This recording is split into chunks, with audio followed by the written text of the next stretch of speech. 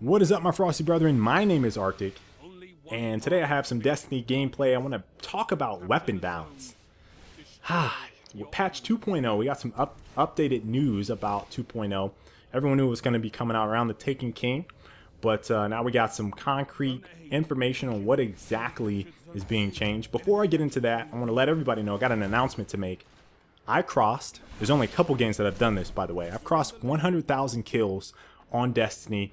I did it a few weeks ago, actually, but wanted to comment on it with this video because I didn't really celebrate. I was talking about it on stream, and it's like, hey, my YouTube brethren, they need to know. You know, there's only, again, I mentioned a couple games. I did it on Unreal Tournament, Unreal Championship, Gears of War, Battlefield 2, Modern Combat. So this game is in some of my favorite games of all time. So you guys can really tell I enjoy the PvP and having a ball. What also makes this really special for me, in addition to some of the games it's sitting with, is that I have a very limited amount of time to play versus when I was younger playing some of the games I mentioned. I work, I have a family, and I pretty much only get to play when I wake up at 6 o'clock in the morning and I get off at 9 to go to work. So, you know, the fact that I have 100,000 kills has been kind of like eye-opening. It's like, oh man, I've been balling out of control, right? And I don't team stack. I'm using a lot of different weapons, so I feel pretty good about that. And I, you know, wanted to share that with everybody. So hopefully you guys will let me know if anybody's in the 100K club. This is PvP kills specifically. I have a link down on Reddit. I checked it on Destiny Tracker. You could also add it up on Bungie's site if you want to do all the math. But I checked out Destiny Tracker and my profile over there, so it was cool. I'm feeling good about it. So let's talk about this weapon patch, right? I'm only going to briefly touch PvE because I don't play it a whole lot. There's 3 weapons that I think people are scratching their heads about on PvE. Icebreaker, they reduced the ammo regeneration from 5 seconds to, well, they increased from 5 seconds to 8 seconds, so it's going to be longer to get your ammo back. And then they made it so that Black Hammer has, if you get those 3 consecutive headshots, it's pulling ammo from your magazine and not out of thin air. So people kind of annoyed at those 2. And then Gjallarhorn is getting Wolfpack round reductions. And now, again, the thing that I read about is that people are frustrated because they're level 34. They've played the game hundreds of hours, and they're running through the same things over and over and over and over again. And they want to get those times down so they can be done and move on. And a lot of those weapons that they rely on are Black Hammer, Icebreaker, Gjallarhorn to burn through things, right? So the fact that they're getting damage reduction, I think, kind of has people, or I'm sorry, reduction to things that make them more effective, have people a little frustrated. But you know, overall, I like Destiny. Bungie's response was like, hey, you know, if we're in LFG groups and someone doesn't have a Gjallarhorn, we think it kind of sucks that they get excluded from groups. Not saying I totally agree with that mentality, because this has been a thing in MMOs for a long time, but I do like that they're thinking about people being inclusive, right? If you didn't have gear, a specific class in WoW or Final Fantasy 14 or 11, like, people aren't inviting you to groups in the first place, right? So it's pretty much not a thing. It's just a thing that exists. So them trying to fix it, at least what they mentioned, just, I don't know, whatever. So other I guess PvP related thing that has me kind of scratching my head, and it's more because they didn't specify what it was, is the medium rate of fire pulse rifles. I don't know if that's spare change, I don't know if that's bad juju, is being damage is being reduced by 2.5%. And they said in PvP, burst to kill is all precision hits is 2 or 3 depending on victim stat armor. If you look at it like that, then it's probably the spare change, all fate category, rather than bad juju, because bad juju is a 3-shot. But I don't know. I don't know what that necessarily means. So I'm hoping that it doesn't affect, you know, some of the folks that have pulled out their pulse rifles now and are using those too badly. There's also going to be a reduction in the stability of pulse rifles.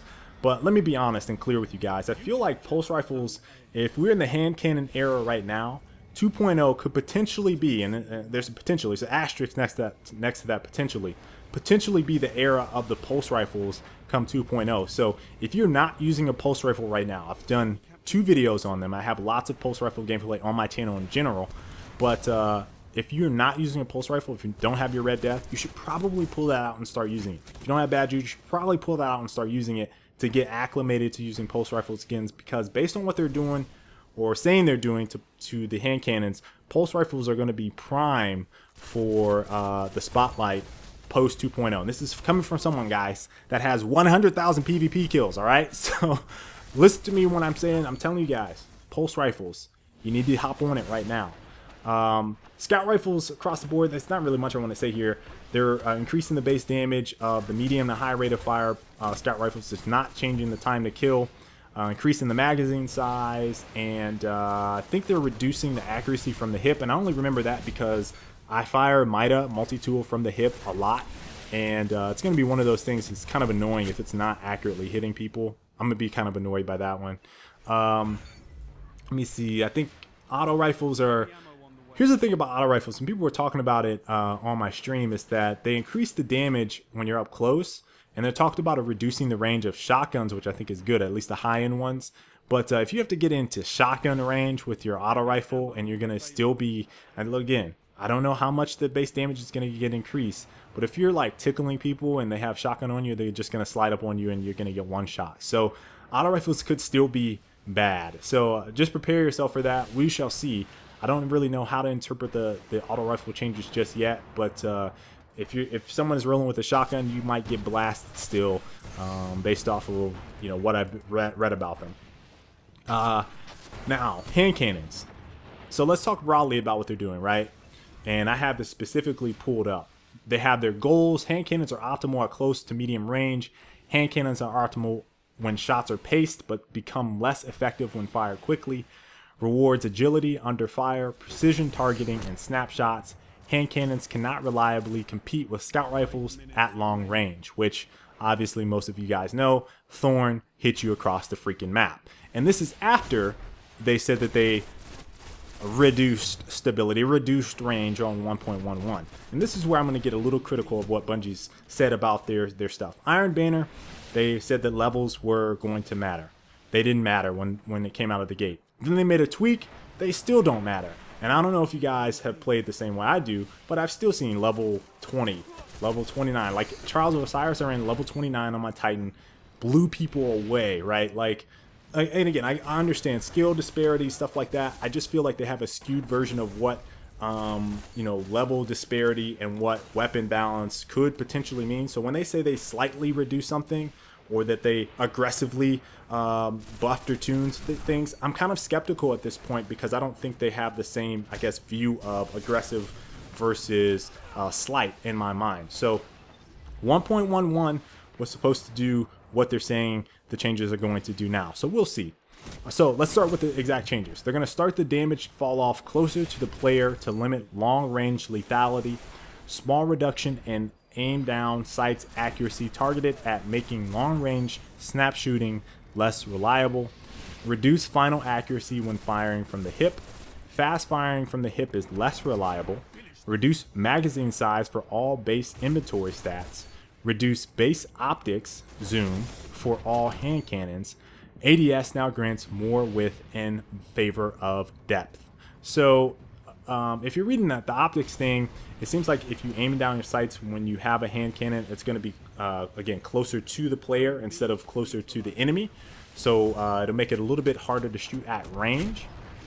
But again, if you're a high-end player, I'm very curious to see what these changes are going to do.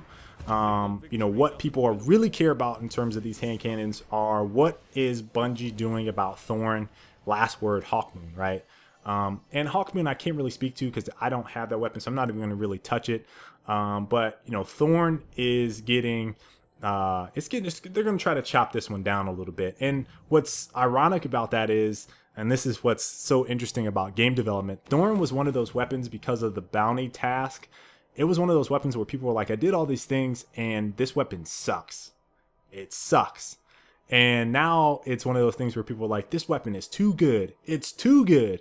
What did you guys do? It's way too good, right?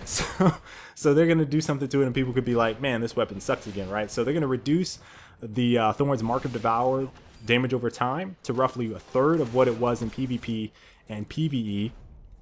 They're going to allow that dot to stack. up to 5 times across multiple landed projectiles. So this is a net buff for Thorn's Dot, but reduces the lethality of the weapon in PvP. So you're not going to get that 2-shot headshot thing happening to you, but if you get multiple times, you're running around, you're still going to die to the tick. So I think the 2-shot headshot was kind of making people a little upset. And it's not really a sniper anymore based off of, again, maybe the changes that they're making to the range of hand cannons in general. So last word, this is the weapon that I said probably the best in the game. If you guys have heard me talk about it, I think the last word for a high-end, high-caliber player is the absolute best weapon in the game because it has the fastest time to kill. You basically can kill people before they can react. So they said that is their intent. The changes that they're making is reducing the range stat to 10. It was 20. Reducing the stability to 20. It was 30.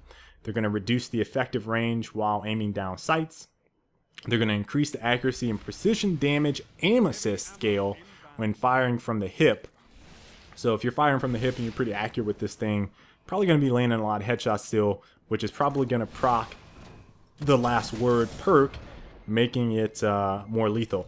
Now, last thing I want to mention with last word is for nearly a year, since people have been using the last word, people have been calling out the aim down sights bug where it will randomly proc 111 or whatever you have it set to damage to the weapon instead of procking when it's supposed to, when you are hip firing.